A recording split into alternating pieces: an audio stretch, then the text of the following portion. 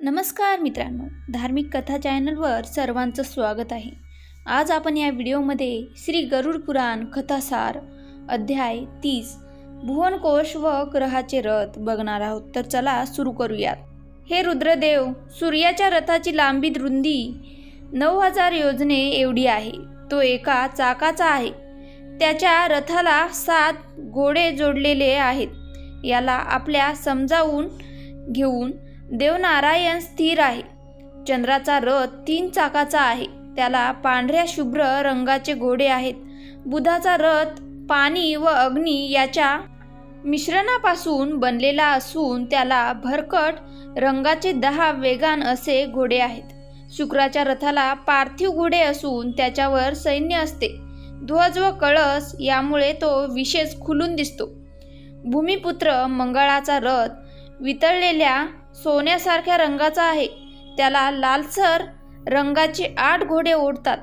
बृहस्पतीचा अर्थात गुरुचा रथ सोन्याचा असून पिवळ पांढऱ्या रंगाचे 8 घोडे तो ओढतात। एका वर्षात 1 राशी अशी त्याची गती आहे। शनीच्या रथाला भुऱ्या रंगाचे घोडे जोडलेले असून अतिशय संथ गतीने तो जातो। राहूचा रथ धुसर रंगाचा असून त्याचे 8 घोडे भुग्याप्रमाणे काळे निळे आहेत। केतूच्या रथाचे 8 घोडे असून ते कधी तांबूस तर कधी धुरकट दिसतात। असा हा ग्रहण क्षत्राधिकांनी व नद्या, समुद्र, बेटे, पर्वत वगैरेंनी भरलेला ब्रह्मांडाचा पसारा हा विष्णूचा विराट देह आहे। इथे आपला 30 अध्याय संपलेला आहे। आता आपल्याला 31 अध्याय सुरू करायचा आहे। तर चला सुरू करूयात। अध्याय 31 ज्योतिषशास्त्र। सूत म्हणाले की श्रीहरी रुद्राला सांगू लागले की नक्षत्रा 84 चक्रातील संख्या 27 असून प्रत्येकाची एक देवता आहे। नंतर योगिनी चक्र अर्थात कोणत्या तिथीला कोणत्या दिशेला कोणती योगिनी असते ते सांगून त्या दिशेला त्या तिथीला प्रवासाला जाऊ नये असे सुचविले।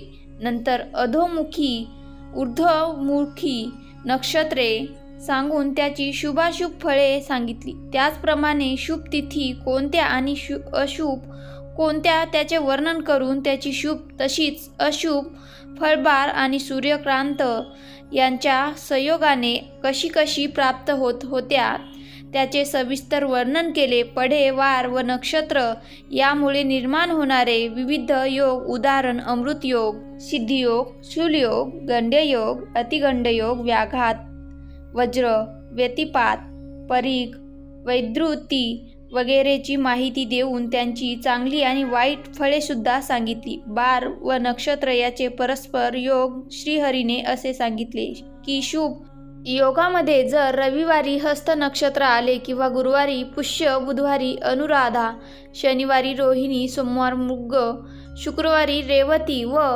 मंगळवारी अश्विनी असेल तर तो योग सिद्धी देतो। रविवारी भरणी, सोमवारी चित्रा, मंगळवारी षाढा, बुधवारी धनिष्ठा, गुरुवारी शततारका, शुक्रवारी रोहिणी व शनिवारी रेवती असेल तर तो विषारी योग होय। बालकाचे संस्कार करण्यासाठी पुष्य, पुनर्व, रेवती, चित्रा, श्रवण, धनिष्ठा, हस्त, अश्विनी, मृग आणि शततारका ही नक्षत्रे उत्तम आहेत। त्याचप्रमाणे प्रवास करण्यासाठी विशाखा, तिन्ही उत्तरा, मघा, आर्धा, भरणी, आश्लेषा व कृतिका ही नक्षत्र प्रशस्त आहेत। व्हिडिओ आवडल्यास लाईक करा आणि अशाच नवनवीन व्हिडिओसाठी चॅनलला सबस्क्राईब करा। नोटिफिकेशनसाठी बेल आयकॉनला क्लिक करा। धन्यवाद।